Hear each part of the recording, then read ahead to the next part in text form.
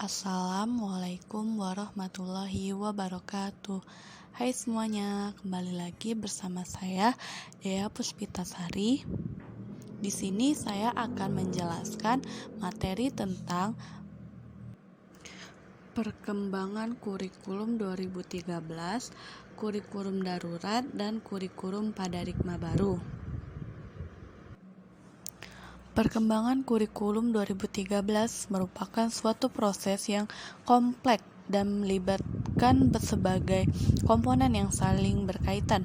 Oleh karena itu, dalam proses pengembangan kurikulum 2013 tidak hanya menuntut keterampilan teknis dari pihak pengembangan terhadap pengembangan berbagai komponen kurikulum, tetapi harus pula dipahami berbagai komponen yang mempengaruhinya. Yang pertama, perlunya perubahan dan pengembangan kurikulum 2013. Dalam suatu sistem pendidikan, kurikulum itu sifatnya dinamis serta selalu harus dilakukan perubahan dan pengembangan agar dapat mengikuti perkembangan dan tuntutan zaman. Meskipun demikian, perubahan dan perkembangan harus dilakukan secara sistematis dan terarah, tidak asal berubah.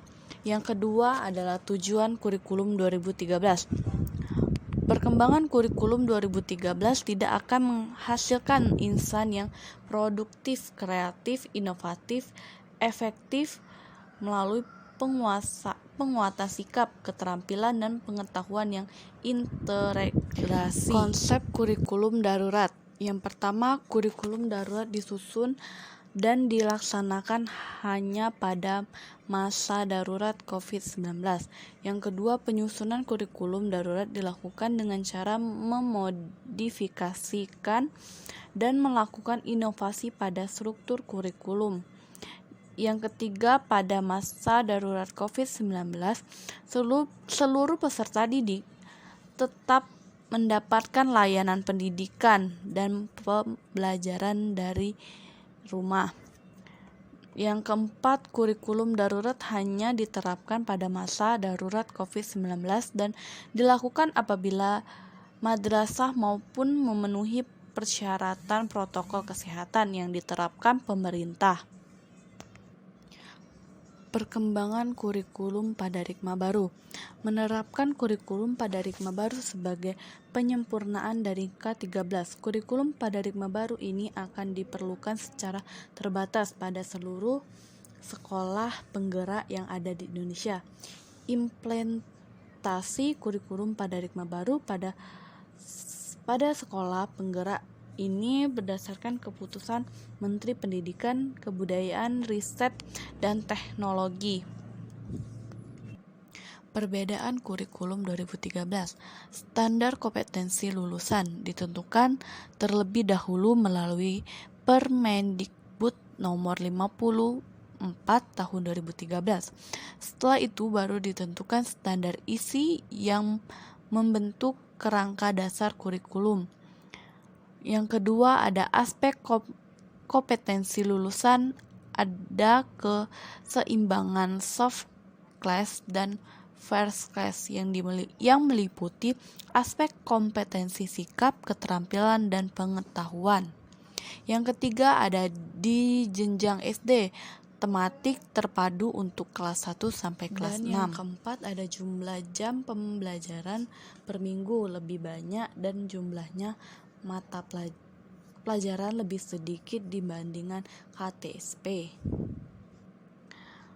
Perbedaan kurikulum darurat. Kurikulum darurat adalah salah satu pilihan yang dapat diambil oleh satuan pendidikan yang melaksanakan pembelajaran jarak jauh untuk jenjang PAUD, SD, SMP, SMA dengan menyederhanakan kompetensi dasar pada kurikulum 2013. Penyederhanaan ini dilakukan dengan mengurangi kompetensi dasar untuk setiap mata pelajaran.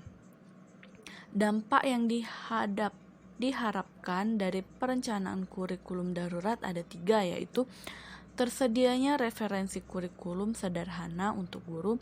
Yang kedua, berkurangnya beban mengajar guru. Yang ketiga, orang tua dapat lebih mudah dan memberikan pendampingan terhadap anaknya saat belajar di rumah. Nah, yang terakhir ada perbedaan kurikulum pada Rikma baru.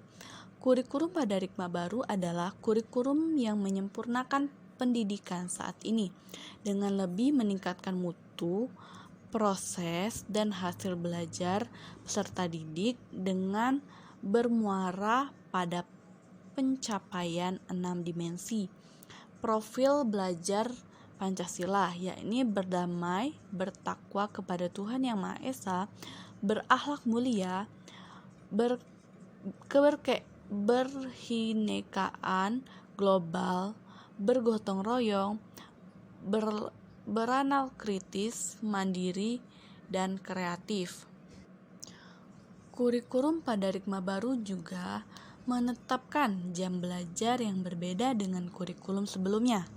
Pada kurikulum ini, jam belajar ditetapkan berdasarkan tahun hingga satuan pendidikan. Bisa dengan mudah menjadwal tiap aktivitas pembelajarannya di sekolah. Kurikulum pada Rikma baru tidak menetapkan jumlah jam pembelajaran per minggu seperti yang selama ini berlaku pada KTSP 2013. Akan tetapi, jumlah jam pembelajaran pada kurikulum pada Rikma baru diterapkan per tahun. Sehingga setiap sekolah memiliki kemudahan untuk mengatur pelaksanaan kegiatan pembelajaran. Nah, itu saja materi yang dapat saya sampaikan tentang perkembangan kurikulum 2013, kurikulum darurat, dan kurikulum pada Rikma baru. Sampai ketemu di minggu depan. Dadah, see you next time. Saya akhiri, wassalamualaikum warahmatullahi wabarakatuh.